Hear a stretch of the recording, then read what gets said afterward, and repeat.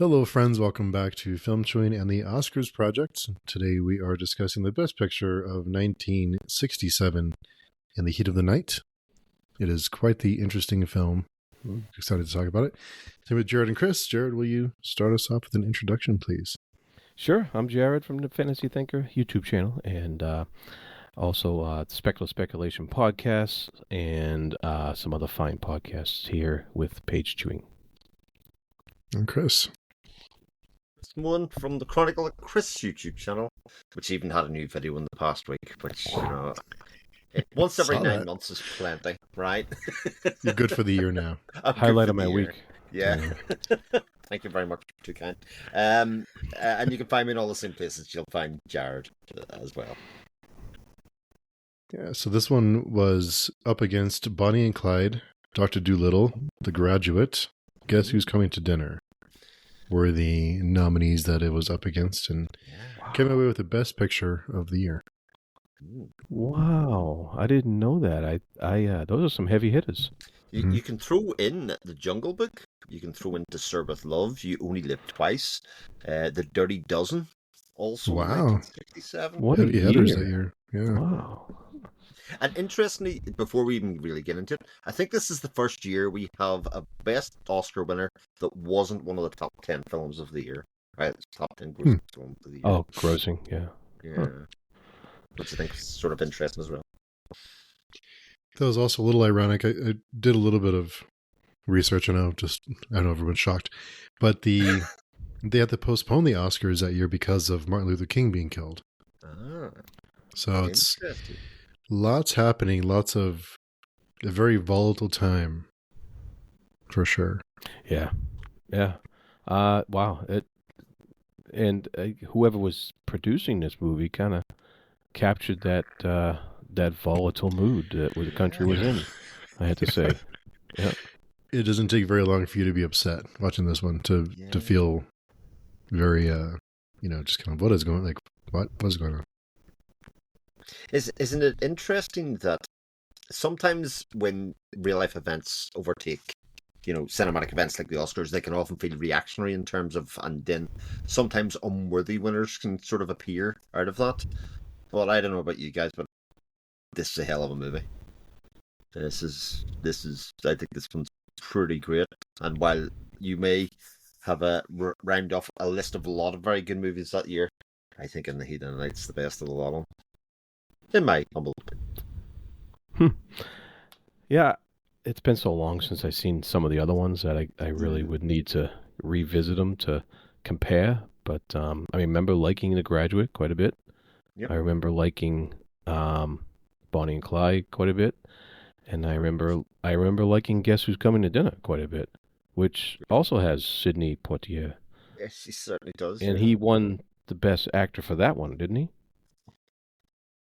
Or Best Actor was won by Rod Steiger in the Heat of the Night for this performance. Yeah. It was he won for Lilies of the Field. Okay, all right, that's what it was, for that one. But he well could have done it for Guess Who's Coming to Dinner, although I think that film is best remembered for Katharine Hepburn's speech at the end to Stanley Kramer, who was dying, literally behind her husband. It's quite a poetic film, that one, in a lot of ways. Yeah. Yes. So, you're right. It's a good movie. It's stacked with the other ones. I think. Could it must have been another one from '67. What a year! What a year! Yeah. It must have been a tough choice. It must have been a really tough choice for Oscar voters that year. But you're right, Steve. Maybe the events of the year pushed this one over the top. Yeah.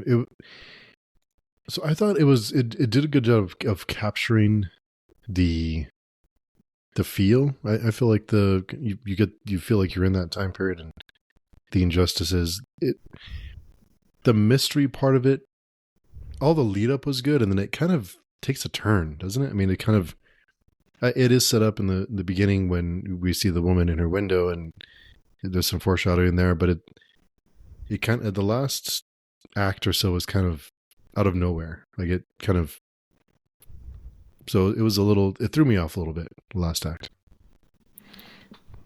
Yeah, what threw me off was the sudden, intense involvement of the weird guy in the diner. Um, you know, of course, he's the one that did it, but in the beginning, you know, yeah, he's weird and he's a strange character. Um, but I wasn't sure how involved he was going to be in the whole film, and for quite a while he wasn't involved, and then all of a sudden, you know, he is very involved at the end, and I was that's probably part of the weird turn you're talking about there, Hmm. Steve. Yeah. I think the sister was supposed to look young. It was supposed to be, but she was probably what, mid 20s, early 30s. I should have looked up the. Yeah. So, but yeah. Other than that, I mean, I thought it was pretty solid. Yeah. I think it suffers from, well, two main things. If it had been made now, it'd have been a 3 hour movie.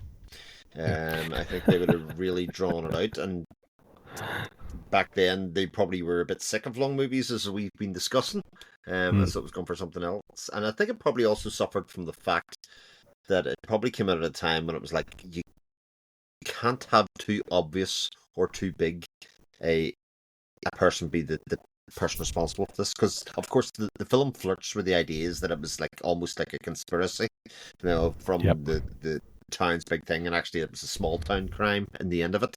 But it does sort of float that idea, and I think it does that part successfully. But I do agree Hmm. with you, its conclusion kind of robs it a bit of its power because of how it sort of ends up, which could have been intentional, but I think ultimately, sort of, especially given the fact that Martin Luther King Jr. was shot not that long after, it kind of Yeah. robs it of a bit of its power. Like those two things being unfortunate, being against each other. But yeah,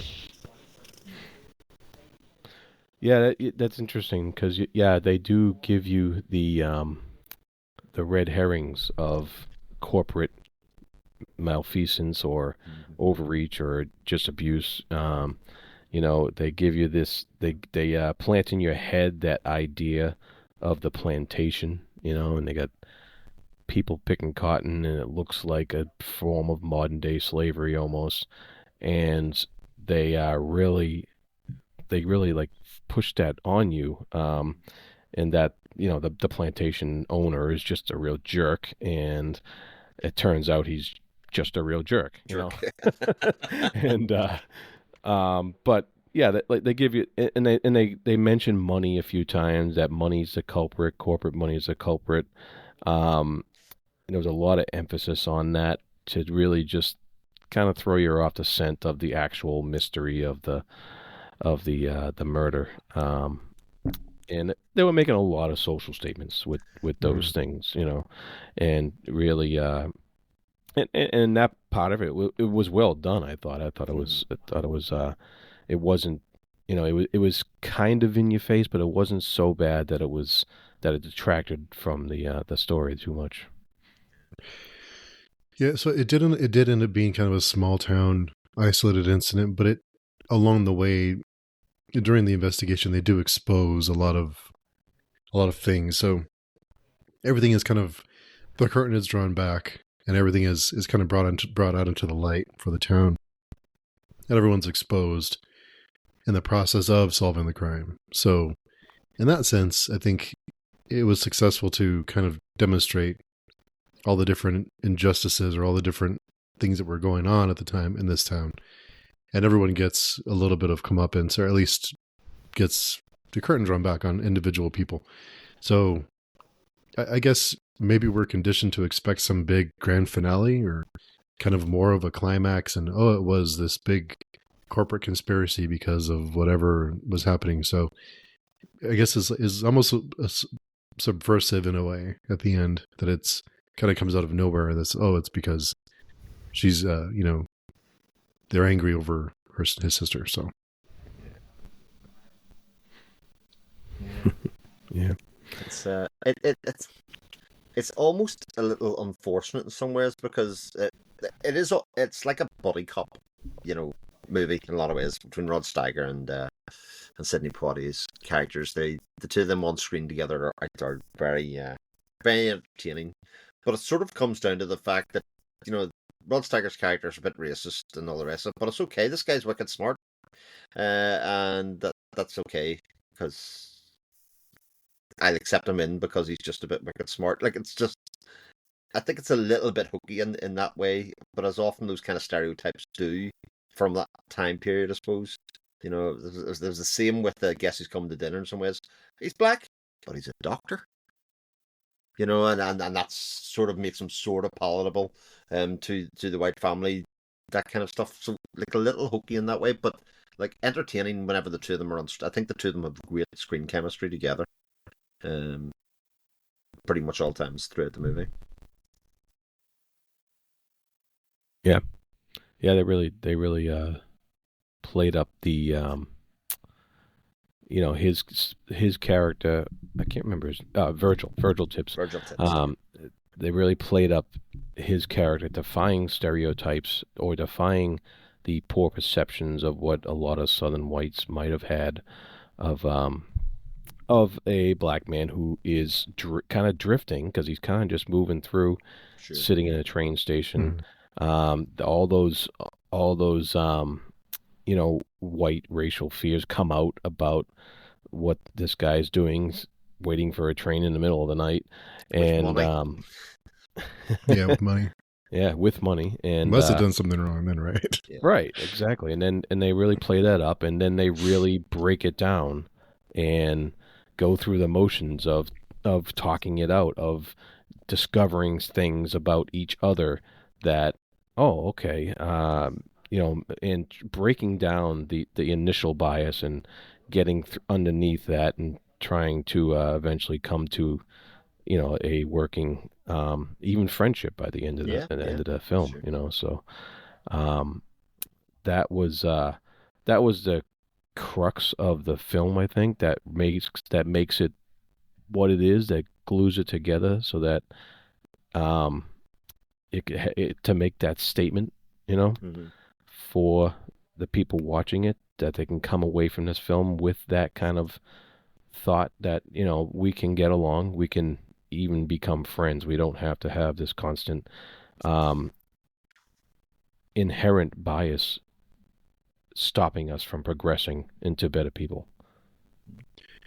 It starts off with they look down on him because of who he is, and they think he's this criminal and he's this bad person. When really he's there judging them because they're a bunch of bumbling fools. Really, they Yeah. have no idea how to handle anything. They're screwing everything up at every turn. So he's there really just looking at how foolish they all are because he knows what he's doing. And also draws. I felt like it drew a contrast to, he was this really really respected person in Philly, where the bigger cities, but in a small town they assume that he's the criminal. So I thought it drew a contrast between that the cities, the bigger populated cities, were progressing, but they were stuck in the past, and they had still hadn't moved on, and they weren't really changing their views on race. It's almost like a clash of two stereotypes, isn't it? The end of the black man and then the southern kind of people less educated or whatever, both wrong because actually Bill Gillespie's character I think comes very much about he starts to open his eyes a little bit, but there's also a little bit about money as well and about wealth I think in this as well because uh, when they're questioning where his money comes from and it becomes quite clear that Tibbs earns vastly more money than the sheriff or the police chief does in this little town, and it sort of redresses the balance there of like going, oh, what? There's such a disparity in the wages that even come there. Never mind status and all of those things. It's all sort of tied in together as this kind of melting pot of where people stand in society, how they get respected, the way they get treated, regardless of color, location, culture, whatever else. Money sort of does tell its own story in a lot of ways. So there's loads of things happening and working within this the screenplay um, that they kind of push at, which again sort of makes the ending, while probably intentional, a little bit like it could have been something else or it could have been something more. I think in some ways it seems like the crime is a subplot rather than the main plot, and it moves everything along. But really, the meat or the kind of the main plot is really the relationship and the personal interactions that they have along the way. The crime is just a device to move things forward, and maybe they thought that it would take kind of the focus away from the other things that were happening in the movie that they wanted to kind of focus. I'm just guessing, but maybe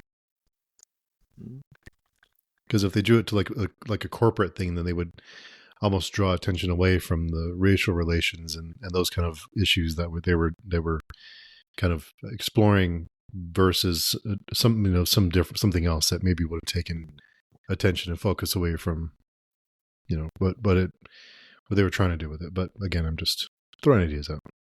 I think that's a good one for sure. Yeah, and it's like I said before, the corporate stuff. Maybe that's the point of having the money angle, the big money angle, be the red herring that people are going down as far as the investigation goes, in order to bring it back to the characters and the racial tension and the small town vibe. Yeah. It's almost like the whole movie culminates at the peak of the movie is when he slaps back, when he hits back. That's the bit that is the really shocking bit, the bit that stands out, the bit that kind of makes you jump out of your seat and go, "Oh, something just happened here." You know what I mean? In terms of, again, social standing, where people sit within society, and the pure shock on the rich guy's face. Can't remember his name off the top of my head, but yeah, his kind of thing of saying, "What just happened here?" And maybe a statement for how America was changing and stuff at the time, in terms of, where people could sit within society and actually, people getting where they were sort of on merit and kind of not just being able to be punished or not be able to do that just because he was a different color skin. So I think that whole scene is actually still quite powerful. Yeah, I agree. And I think with that scene, you kind of wanted that guy, the old owner there, to be the Yeah. culprit, to be the one who was behind the murder. I didn't think he would have done it himself, but you wanted him to be the one responsible for all this, and you wanted the main character, you wanted Tibbs to figure that out. You wanted him to come up with something clever that was gonna put this guy down and take him off his pedestal, but then like Steve said earlier, it was kind of subverted. That was kind of subverted from under us, and with it not being him. Yeah, very much so. Yeah, I like the you mentioned earlier, Chris, about the length of movies Yes. and how this one was more reasonable, quite a bit shorter. Under 2 hours. Like, Yeah, who signed off on that? but there's also quite the tonal shift in like the direction and the lighting. The lighting was dark. There was a lot of darkness, and all that darkness was pierced with these lights, these irritating lights. It wasn't pleasant lighting. It wasn't soft and really showed all the beautiful list like we saw in The Sound of Music. Everything's beautiful and everything's all the lighting's perfect and same thing with like My Fair Lady and all most of the films we saw and Yeah. Lawrence of uh Arabia. yeah. But this one, the lights were an irritant. They were piercing. They were telling you there's tension here. There's problems. There's even societal problems, but even the way we look at things, problems, Hmm. because we're trying to look at these things under these glaring pinpoints of light in darkness, and that's definitely done on purpose. It may not look as slick and production value wise, but it was definitely there. I don't think it was because they didn't want to do a slick production. I think it's because they wanted to show us they wanted some of the light to be a little painful when you shine a light on such a sensitive topic. I mean, this film's 1967, but it screams 70s movie Hmm. uh, to me. You know, it has an awful lot of the hallmarks, like you sort of pointed out actually there, Jared, in terms of the types of films that were getting made, that what was kind of getting presented to an American audience at a time when Britain was like a cultural hub for the world at the 60s.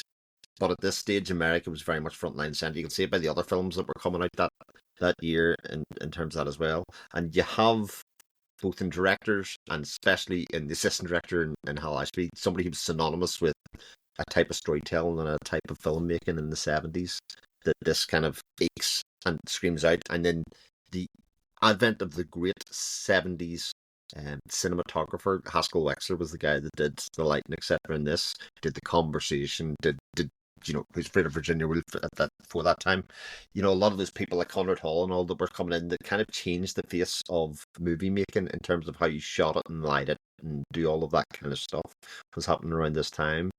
And even from the music, we went from the musicals to Quincy Jones at the very start of this Hmm. again, a very different tonal change from everything that we've seen before.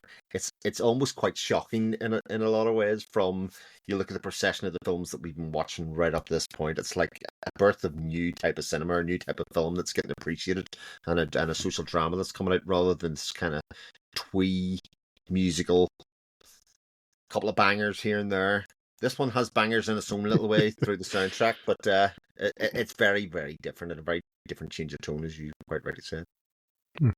Yeah, yeah. I was gonna point that out too with the music because you had Ray Charles, you Yeah, know, starting off the great Ray Charles, and he that immediately puts you into a different state of mind than that grand sweeping orchestral stuff that we had previously been used to in some of the other films, and it gets you into this mood of this more immediate, down to earth, you know, uh, what's the word I'm looking for? Not not epic in scale, um, more gritty, more like you're there, like a regular person, regular yeah. people type of story. It's very much a realism Yeah, that started to come in. That again, that I think that American cinema started to really take over and show. There's no yeah, fantasy here, really. It's very much streets that you recognize, shops that you recognize, people that you recognize. yeah. And it was a particular American style of music, a particular colloquial American style of music that they were purposely using. Quincy Jones, of course, he's a legendary producer and stuff of music Oh of yeah. that kind and stuff. So Hmm. I hadn't thought about that until you'd both mentioned it. This is the first one that had more of a kind of a down in the trenches, down in kind of almost like maybe like a slice of life Mhm. kind of feeling to it. Wasn't it this grand scale like Lawrence of Arabia or even Sound of Music, where it explores some pretty heavy topics too. So what maybe West Side Story had a little bit of that, a little bit of more down on the street kind of feel to it, kind of a you know. But yeah, I didn't think of it until you mentioned it. And you think of it like a lot of those are very escapist, different worlds, different places, going back in time, from My Fair Lady, Sound of Music, maybe not too far, but a different, certainly a different place and time that cinema was sort of transporting to. Lawrence of Arabia definitely does that, but this one is much more recognizable and is gritty. I mean, this film has chops. It has things to say. It's not just you can change the way you can speak and become posh and act rich and all of that kind of stuff, or yeah, you can sing a few songs and go from being a nun to being the wife of a captain, that kind of thing. This one was really shooting for something and really had things to say.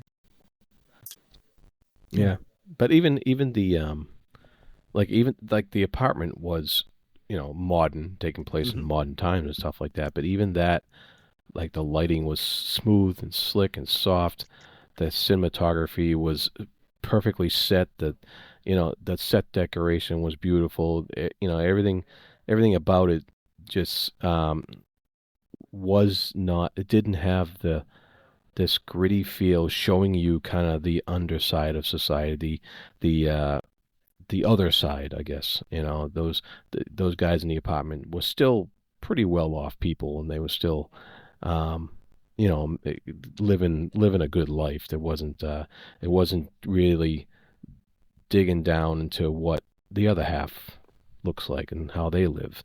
And even though our main character was doing pretty well for himself, he still had to deal with that part of society that's not always so pleasant to deal with, and he had to see what people who weren't so well off looked like and how they lived, and probably didn't like what he saw, and so this film had more of showing um, that side of society that we really haven't seen too much of in the other films. Yeah, now that you meant the apartment is very polished. It's Yeah, very clean and technical the way it's kind of presented. But this one does have a bit of grit to it. And you wonder if he hadn't been a police officer and there hadn't been someone for them to call and find out who he really is, what would have happened to him yeah, if he was exactly. anything else? I mean, I loved how the deputy is just like, oh, well, we figured this out. This person was missing that day, or it's like Yeah, that's him. We got him. It's just wild. Yeah. yeah, and without the force of his personality, and without the slight doubt in the sheriff's mind, um, and his willingness to open himself up and listen to that forceful personality of Mr. Tibbs, uh, then that could have been a case of, yep, we're just gonna hang him, and boom, that's it. Yeah, very very fine line Yep. in that, and that whole opening I think is just very clever for setting the scene for the movie and kind of creating a hierarchy or a kind of order in which people will be listened to and respected and kind of talked about it.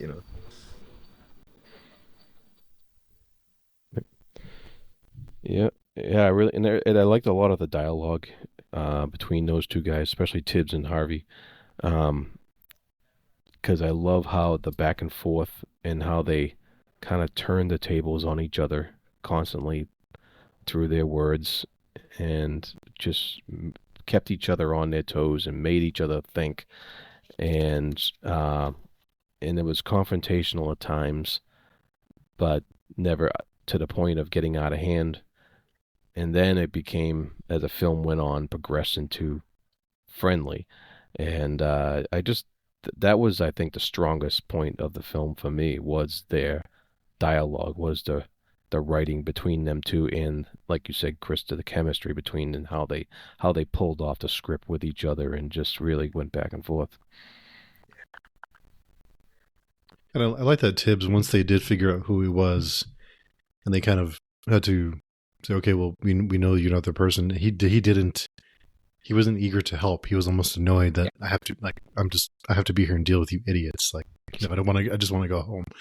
So I Yeah, like that he wasn't just like, oh, thanks for that. What can I do to help? He's just like, man, I'm gonna get out of here. Like I'm only here because I was told I have to be here. Otherwise, I'd be long gone. So I did like that he wasn't just, oh well, I'm here to help, and what can I do? He's just like, like everyone, they were just annoying him because of how incompetent they were, which I like that part of it. yeah, that it was a sign of a well-rounded, well-written character that he Mm-hmm. wasn't just completely altruistic and the paladin riding in on his horse or whatever and Mm-hmm. solving the day. Yeah, I like that too. He was just he needed his boss to kind of get him out of the jam to prove who he was, and then the boss kind of turned the tables on him and said, "No, you're sticking around to take care of this. Take care of this. Whether it's just to make you know, you don't know his boss's motivations or anything like that, but you suspect that it's to make him look good, his department look good, um, and to show those small town hicks how it's done in the big city, you know. The chewing gum. Did that get to either of you? Just the amount of the obnoxious chewing, smacking of lips in the beginning, especially just the. It was like I was watching Top Gun again because he's chewing gum. Uh, I'm sure that was intentional just to make them even more annoying. But yeah, it was the it kind was of, effective. I mean, him in the suit and the kind of very suave and city, and them as the thing. Even the lynching mob, where they chase him down into and corner him, you know, with the stick knives and that kind of stuff. yeah. Very, very, very. What's the word? Rural, if you know what I mean, compared to what a city, but also sort of does harken back to West Side Story a little bit. Mm-hmm. Yeah. Yeah. Yeah. So not bad. Not a bad film. I liked it. Um, it's one of those. It's one of those films that I was always aware of, but never took the plunge to sit down and actually watch it. So I'm definitely glad I did. Mm-hmm. Worth saying, another incredible camera shot in this. The one with the zoom in and the guy running across the bridge from like miles out. I mean, that's absolutely unbelievably good. That shot. And if anybody hasn't, if you ever get the chance to hear the director Norman Jewison talk about film and talk about people that he worked with and all the rest of it, just listen to Norman. Norman Jewison is one of the most lovable people that you've ever heard talk about film, because it comes across that he genuinely loved all the people that he worked with, and he often picked them very personally for his projects, like Hal Ashby, that he picked to do the editing, and the assistant director here, it was his kind of project, and he gave him his first film afterwards, and all that. There was a very long friendship, and there's a great interview that I heard him talk about Hal Ashby, who passed away, and he broke down in tears talking about him, Hmm. and about his friendship and when he was at the end of his life and dying of cancer. Oh, not a dry eye in the house, but he's just a wonderful person to hear talk about movies. One of my favorite interviews. Hmm. Yeah, you're right. The cinematography had a lot of great shots, great camera shots. I like the contrast when they have a large group of people, and I love the editing when they switch to the person who was talking, and just it wasn't jarring. It was smooth. The transition from the close-ups to the shots of the outside. So the editing was great in the movie. It didn't detract from anything, and yeah, a lot of great shots in this film. Yeah. Yeah, I wonder how they got that shot on the bridge, because now they have you can get a drone and do those kind of shots whenever you feel like it. But I'm Zoom sure in, that was a zoom lot in. more complicated. Yeah, I did watch a bit of a feature on it. I'll see if I can find somebody probably just uploaded to YouTube, but there was a bit of conversation about that shot, which I thought Yeah. was interesting. It's kind of like that. Can't do that. That's what he told me. He said, but it'll be really good, good. And they just going, find him. They're like, oh yeah. But like Tom Jones has a couple of those shots where you just kind of like, how did they do that? And it sort of elevates the filmmaking. Nowadays, it's kind of everybody has like a party trick for a film in Sure. some ways, and kind of, it's somebody showing their chops, but maybe not quite as often back then.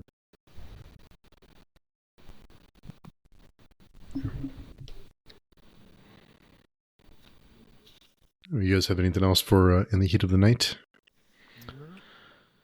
No, Rod I Steiger think. won Best Actor for this, Mm-hmm. Oh yeah, yeah. quite rightly, yeah. He was tremendous in this. Rod Steiger, who has a tendency to overact an awful lot. If you see him in a lot of other things, he's quite famous for like going a bit nuts and being properly method and losing it. But I like his sort of constrained, much more charming role that he has here. He occasionally has his moments for it, but in general, it's a very kind of charming performance. He works very well in this situation. Yeah, pretty good all the way around. Yeah. So speaking of musicals, we go back to musicals next time for Oliver. Lots of really? musicals. Yeah. Another short one. Only 3 hours or 153 minutes. Just you're fine. not bad. Not too It's bad, I fine. guess. But what I will say, I think this is the first year where they got it spectacularly wrong in terms of the best picture. Spectacularly wrong. In fact, the best film that year wasn't even nominated. I'll leave it there. Oh, for next year? For 60, yes. What I think is easily the best film of that year wasn't even nominated. Wow. Wow. Cool. How's that for a teaser? Another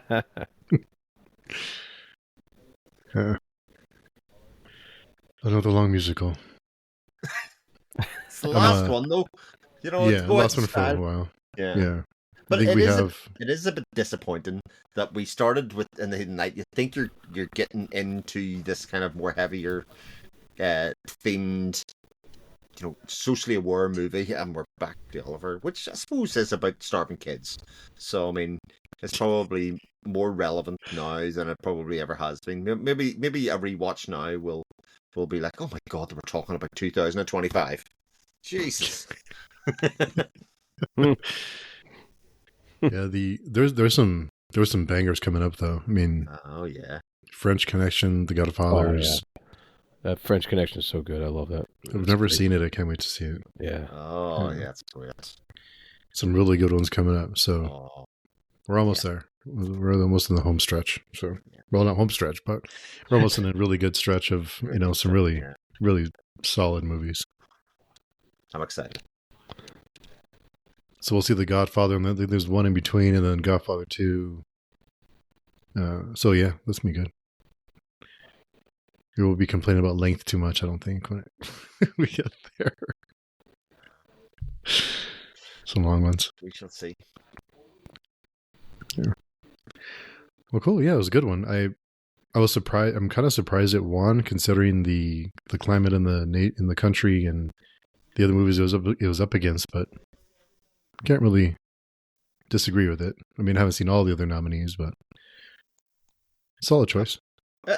I think it's one of those years that any one of about, I think 3. I think The Graduate and Bonnie and Clyde are the other 2 that really stick out for me as being worthy that year. Yeah. I mean, Guess Who's Come to Dinner, several both films I like quite a bit, but I think those other 3 have stood the test of time very, very well. Yeah. Good stuff. So until next time, Jared, where can people find you? You can find me at the Fantasy Thinker YouTube channel, and you can find me on Page Chewing and Speculation podcasts, and here on the Oscar Project. Yes. And Chris. You can find me in all of those places, including the Fantasy Thinker, because we've got a short fiction side hustle coming up very soon. We'll come up looking forward to talking that, and you can find me on my YouTube channel at The Chronicle of Chris. Nice. So thanks everyone for listening, and we will be back for 1968. Yes, we'll see everyone then, and we'll talk Oliver. Thanks again. We'll talk to everyone very soon.